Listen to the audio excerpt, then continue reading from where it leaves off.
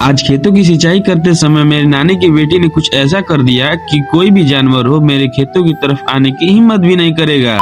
नमस्ते देव सज्जनों, मैं आपका आपसे एक आज फिर से स्वागत करता हूं आपका एक नए ब्लॉग में। तो आज सुबह होते ही अपने दादी के बेटे और नानी की बेटी के आदेश पर मैं अपने खेतों की सिंचाई करने के लिए फटाफट पाइप को अपने खेतों में बिछाकर मोटर को चालू कर देता हूं और कुछ समय बाद देखता हूं तो जंगल के तरफ के खेतों की सिंचाई हो भी जाती है। उसके बाद मैं पाइप को हिमांशु भाई के खेत की तरफ लगा देता हूँ और जल को जिस खेत में नहीं जाना है उस खेत में न जाए, इसलिए फटाफट जल से भीगी हुई मिट्टी को मेड़ पर रखने लगता हूँ। उसके बाद हमारी हवेली से मुंह मीठा और गला गीला करने के लिए लड्डू और इस छोटी सी बाल्टी में जल आता है, जिसे हिमांशु भाई बिना सील मुरव्वत के लपेटने लगते हैं, जैसे इन्होंने इस सारी मेहनत की हो। खैर कोई बात नहीं। कुछ देर बाद देखता हूँ तो हमारे आधे खेतों की सिंचाई भी हो चुकी है। फिर खेत में हमारे नानी की बेटी और उनकी सहेली की बेटी और सहेली भी आ चुकी है। फिर मैं भी जहाँ जल नहीं पहुँचा था वहाँ इस प्याली की मदद से जल पहुँचाता हूँ। फिर तभी देखता हूँ तो हमारी नानी की बेटी भी अपने कार्य में लग चुकी है और इनसे अकेले नहीं हो पाता है, इसलिए इनकी सहायता करने के लिए इनकी सहेली भी आ जाती है। और नानी की बेटी ने तो आज हद ही कर दी, मेरे बक्से से पैजामा निकालकर इन भाई साहब को पहना दिया, जो कि इनको थोड़ा ढीला भी हो रहा था। और ये लोग इधर व्यस्त थी, तब तक नानी की बेटी की सहेली की बेटी ने अपने माँ की सहेली के सारे साग फटाफट चुरा लिए। फिर देखता हूँ तो ये भाई साहब भी सज धज के तैयार हो चुके थे और इनको तैयार करने का श्रेय मेरी नानी के बेटी को जाता है। खैर मैं भी अपने खेतों की सिंचाई करके निकल लेता हूँ हवेली और अपनी खेतों की सेवा समाप्त करने के साथ मैं भी आप लोग की सेवा यहीं समाप्त करता हूँ। मिलते हैं नेक्स्ट व्लॉग में, जिसके लिए आप लोग हमें फॉलो सब्सक्राइब करना ना भूलें।